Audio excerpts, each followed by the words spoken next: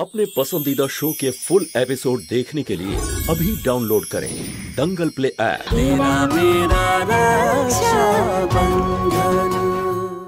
যেন ঘি কম না পড়ে যায়, বুঝেছো? আরে তুমি ফুল নিয়ে কোথায় যাচ্ছ?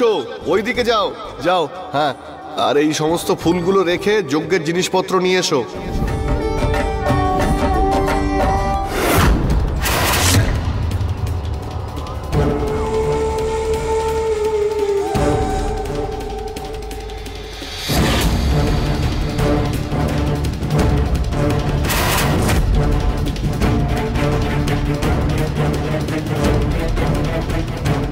গ্রামের সবাইকে একত্রিত কর, সাজা গোটা বাড়িটা। কিন্তু এখান থেকে তুই এক ফোঁটাও সম্মান পাবি না। তোর সমস্ত আশায় জল ঢেলে দেব আমি।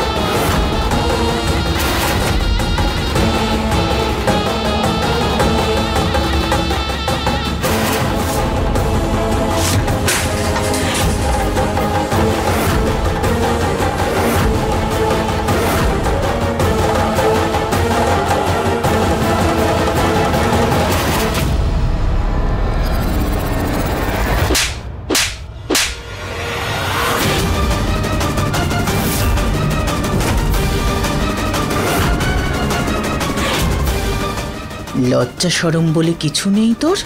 প্রধান মশাই মরে গেছেন 15 বছর হয়ে গেছে। একজন মৃত ব্যক্তির বাৎসরিকেও এইভাবে রাগে চিরবির করবি তুই? তোকে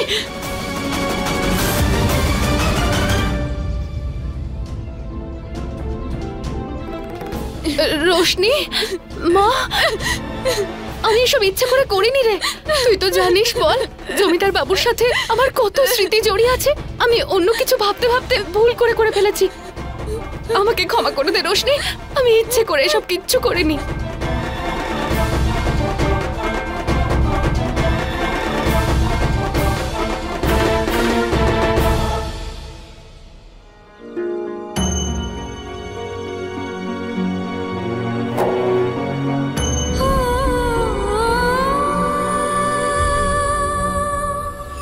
এমন ছোট ছোট ঘটনায় আমার রোশনি এভাবে তার চোখের জল ফেলবে? আরে তোর কি মাথা খারাপ হয়েছে নাকি? আমি আছি তো।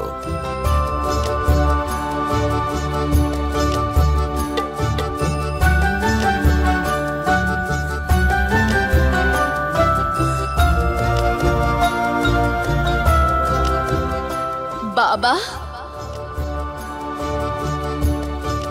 আরে তোর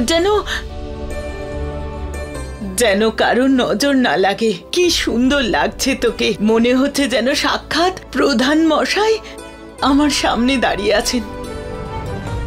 জানিস রোশনি, বাবার এই পোশাকটা না আমি কাল নিচের ঘরে খুঁজে পেয়েছি। আমার মনে হলো এটার যথাযোগ্য সম্মান আর মর্যাদা দেওয়ার ভালো সময় আজকের চেয়ে আর কিছু হতে পারে না। শুধু একটাই খামতি রয়েছে। আর কি কম? বাবার গোপ।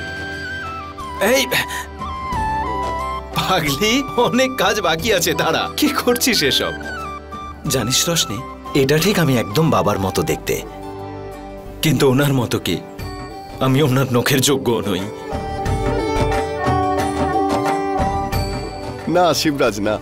যদি প্রধানবাবু আজ বেঁচে থাকতেন, উনি তোকে এত বড় হতে দেখে আর এত সাহস দেখে উনি খুব খুশি হতেন শিবরাজ, আর বলতেন এই হলো সেই যার শরীরে আমার রক্ত বইছে।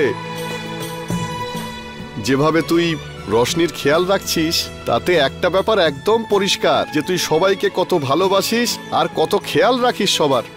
আমাদের কাছে তো তুই একদম আমাদের প্রধানেরই মতো রে। ভীম কাকু, তোমার এই আশা আর বিশ্বাসের জন্য আমি প্রাণও দিতে পারি। পারবি, তুই অবশ্যই পারবি।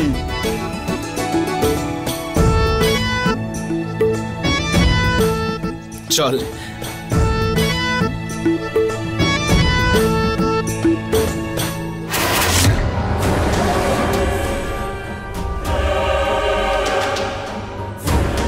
এই পচা ঘিটা তোর জেঠিমা পাঠিয়েছে। পিণ্ডদানের পুজোয় ব্যবহৃত দেশি ঘিয়ের সাথে তোকে আজকে এটা পাল্টে দিতে হবে, কারণ তোর জেঠিমা বলেছে যে এই পচা ঘিটা যখন পিণ্ডদানে ব্যবহৃত হবে তখন আর পুজো সফল হবে না। আর শিবরাজ যে নিজের বাবার আত্মার শান্তির জন্য যজ্ঞ করাচ্ছে না, ওর বাবা তো কি, ও জীবনে কখনো শান্তি পাবে না। এই নে, ভালো করে মিশিয়ে দিস দেশি ঘিয়ের মধ্যে। দাদা, পুরোহিত মশাই কোথায়? এতক্ষণে তো চলে আসার কথা। আরে চলে আসবে, চিন্তা করিস না, রাস্তায় আছে হয়তো। জানো, ভীম কাকু বলছিলেন পুরোহিত মশাই নাকি বাবাকে খুব ভালোবাসতেন। শুধু পুরোহিত মশাই না, এই পুরো গ্রামটাই আমাদের বাবাকে খুব ভালোবাসতো রশনি,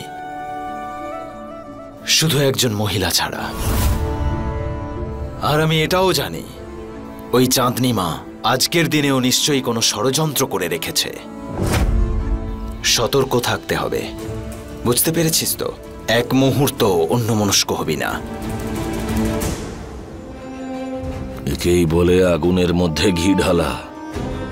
শিবরাজ, এবার তো এই আগুনে তোর সমস্ত স্বপ্ন, তোর সম্মান আর তোর বাবার আত্মার শান্তির জন্য এই পিণ্ডদানের পুজো সব কিছু আজকে ধূলিসাৎ করে দেব আমি।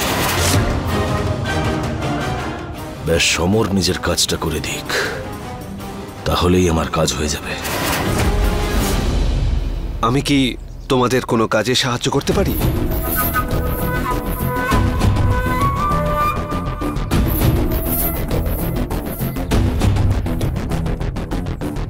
আমি জানি শিবা, আমাদের দুজনের সম্পর্ক ভালো না, আর না আমরা একে অপরের কথা মেনে নিতে পারি। কিন্তু একটা কথা সত্যি, যেটা আমরা দুজন অনুভব করি সেটা হলো মা বাবার অভাব। আমি এই কথাটা ভীষণ ভালো করে জানি যে মা বাবাকে ছাড়া জীবন কাটানো প্রখর রোদে খালি পায়ে রাস্তা দিয়ে হেঁটে যাওয়ার মতো কঠিন। আর ব্যাস, সারা জীবন ধরে আমি ওনাদের এভাবেই মনে রাখি। সেই জন্য আমি আমার মন থেকে চাই যে তোমাদের এই কাজে আমি তোমাদের পাশে থাকি।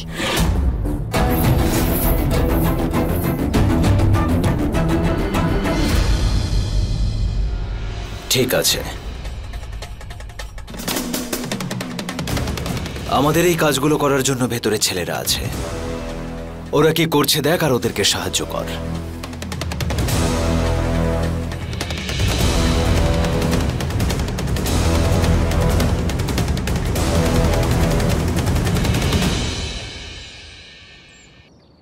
খুশি তো?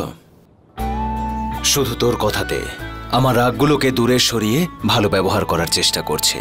শুধু তোর জন্য ওকে আর একটা সুযোগ দিচ্ছি আমি।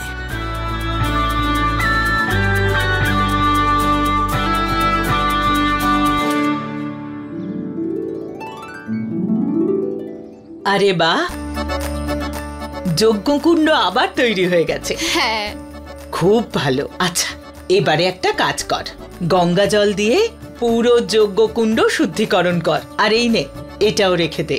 হ্যাঁ দিদা। কে রশনি, বুঝতে পারছিস তো? আমরা দুজনে মিলে আগের চেয়েও অনেক ভালো অনেক কিছুই সৃষ্টি করতে পারি।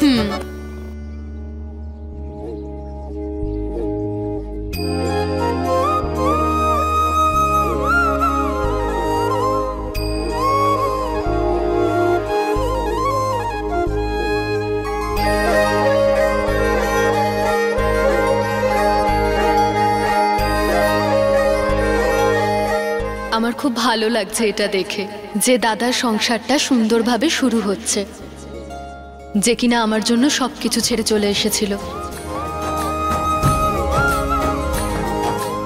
বৌদি,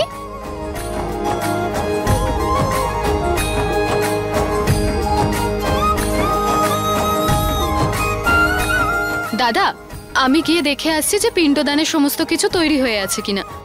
আমি পুরোহিত মশাইকে বলে জিনিসগুলো নিয়ে আসি।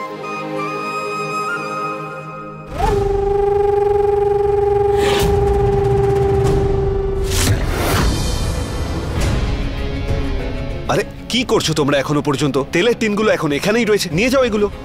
আরে তুমি এখানে দাঁড়িয়ে দাঁড়িয়ে কি করছো? এই ফলের থালা যাও, নিয়ে যাও, নিয়ে যাও।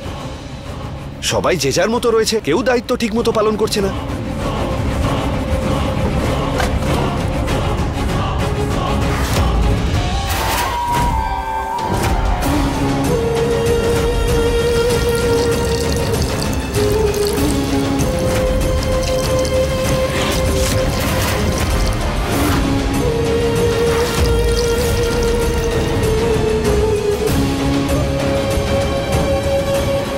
সমরবাবু,